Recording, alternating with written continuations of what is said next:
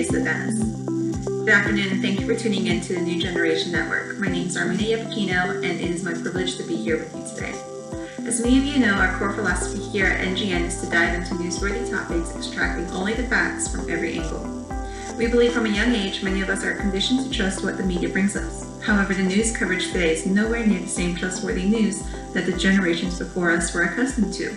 Mainstream news has morphed into investigative reporting and the ability to persuade viewers in one direction. Gone are the days of solely fact-finding and reporting, as we have now stepped into the new world of ratings-based news coverage.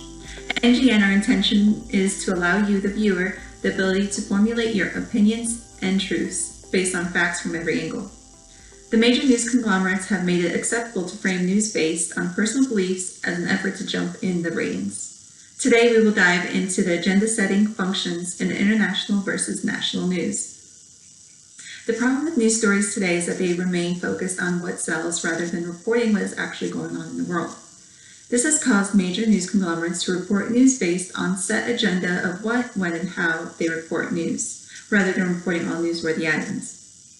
Today, I have the honor to shed light and share facts on a real-world issue that I am quite certain did not make on your Facebook newsfeed or Twitter feed: the Bosnian War. As a native-born Bosnian myself, I can attest that the Bosnian War is both important internationally as well as nationally, and is in fact newsworthy. It is important we understand the political situation and freedom, or lack of, in the national press, specifically Bosnia. The coverage of news depends greatly on these factors. To discuss these issues of exclusion of certain news stories, we need to know what the political situation and freedom of the press are in Bosnia. So let's get started. Bosnia has a democracy system, a parliamentary democracy system to be exact. This means that the executive power is exercised by the Council of Ministries of Bosnia and Herzegovina. However, in 2010, the Council of Ministries was considered unconstitutional in certain provisions of the law. Within the executive branch, the chair of the presidency rotates amongst 3 members every 8 months within a 4-year term. The 3 members are comprised of a Bosnian Muslim, Serb, and a Croat. I know this sounds like the beginning of a bad joke, but the division of members is needed for each region due to the tensions and conflict amongst one another. The need to cover all beliefs is highly important to maintain the peace. The 3 different members are elected by the people. Now that we know a little about the government and who elects the officials, let's discuss the freedom of the press in Bosnia. Bosnia and Herzegovina guarantees freedom of the press. Since there are 3 different representatives from 3 different entities, each one has its own public broadcaster, private media, and of course political parties. The reports needed for 2016 and 2017 breaking down the scores of the freedom of the press in Bosnia have not been released yet by the Freedom House website. The 2015 report is made viewable. Bosnia received a score of 51, with 0 being the best freedom of the press and 100 being the worst. According to the Freedom House, with this score, Bosnia is considered partly free. Reporters are heavily influenced by politicians and business leaders. The reporters face not only legal battles if they cover stories that are not in the politicians' or business leaders' interests, but they may also face physical danger to themselves. Court rulings also silence journalists sometimes. They prevent them from releasing certain stories to the population. In today's segment, we will discuss why studying and analyzing the Bosnian War is important to us in America, then how celebrities supported and brought issues to the forefront in our news today.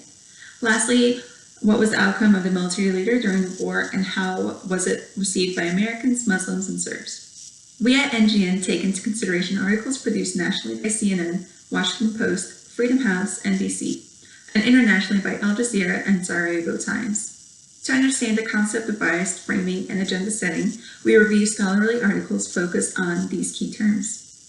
To get started with our analysis, we need to be aware of what and when the Bosnian War was. Beginning in 1992 and lasting until 1995, the Civil War in Bosnia was mainly a cause of territorial control and religious background.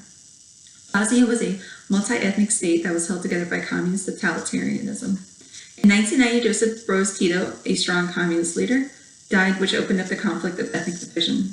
It wasn't until 1985 that NATO became involved in the conflict happening in Bosnia. By then, over 200,000 Muslim civilians had lost their lives. The peace treaty was signed after 3 weeks of negotiations at Wright-Patterson Air Force Base in Ohio in 1995. An article from History Place, U.S. Assistant Secretary of State Richard Holbrooke stated this was, quote, the greatest failure of the West since the 1930s. The war in Bosnia teaches us the importance of international events and how we could prevent deaths of thousands of innocent lives. We need to learn from history and try to avoid the same mistakes. Our second topic deals with the celebrities making the genocide relevant and not forgotten. We will compare national media from CNN and NBC News and international media from Sarajevo Times, The Guardian, and Dani. The events that occurred in Bosnia, the rape, the genocide, the war as a whole are viewed differently by Serbs, Muslims, and Croats, making it highly controversial.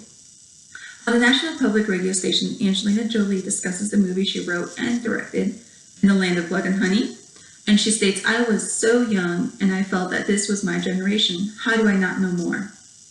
Just like all of the issues in Bosnia spark different rallies and controversies, so does her film. There are people from both spectrums of angry and pleased. On CNN's website, an article titled Bosnian Rape Victims Call Angelina Jolie Ignorant. It focused on a rape victim's group being outraged at Jolie's choice to cast a romance between a Serb soldier and a Muslim woman. The outrage came from the Bosnian media reporting that the movie will show the rape of a Muslim woman by a Serb man and a love story between the two. According to CNN, the victim group sent a letter to the United Nations High Commissioner for Refugees stating Jolie has an, quote, ignorant attitude towards victims for not meeting with them and explaining what the film is about. When comparing that article and the title to NBC's, we see differences in coverage. CNN discussed more of what the rumor was toward the movie, whereas NBC sought to prove that the rumor was false. The article, Angelina Jolie Gets Bosnia Filming Permit Back, on NBC's website through the Today Show, an article written a month before CNN's article, stated the, quote, country's culture minister was given the script in an attempt to assure him the rumors were false. In international media, Sarajevo Times has zero coverage of any issues regarding the film controversies. This may be largely due to the fact that politicians and elite members have censorship control over the media there, and they may have felt it too controversial to cover the issue. Another Bosnian-based newspaper, Dani, did not have anything covering this issue. The only thing we found here at NGN was an article titled Koga Sada Vole Angelina Jolie, which translates to Who Now Loves Angelina Jolie. The Guardian headlines with Angelina Jolie's controversial film divides Bosnian rape victims. Focused on the concerns from a rape victim's perspective.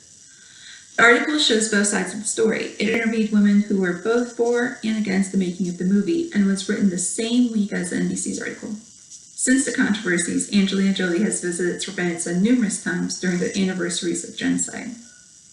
Her visit in 2014 to a memorial center was covered by NBC as Angelina Jolie Sheds Tears in Bosnia Over War Rape. The title shows how framing is used to sell stories or grab the audience's attention.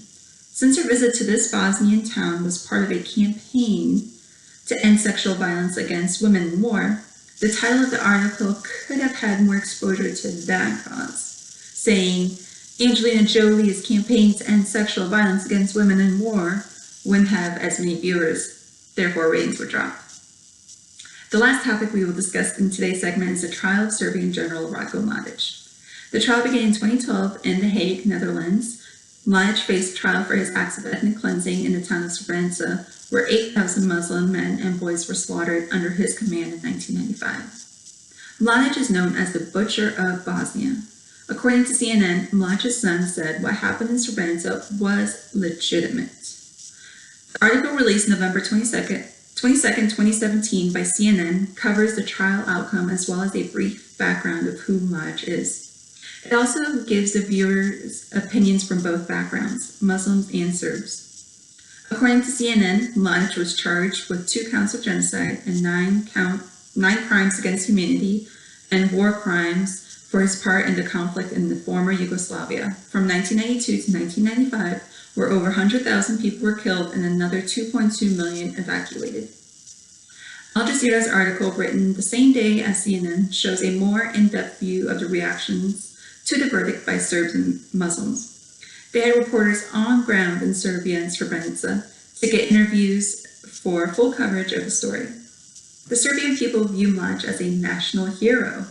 Therefore, Serbian daily newspapers had headlines on the day of the verdict saying, "I'm innocent, they can't take my soul," and "I'm not guilty."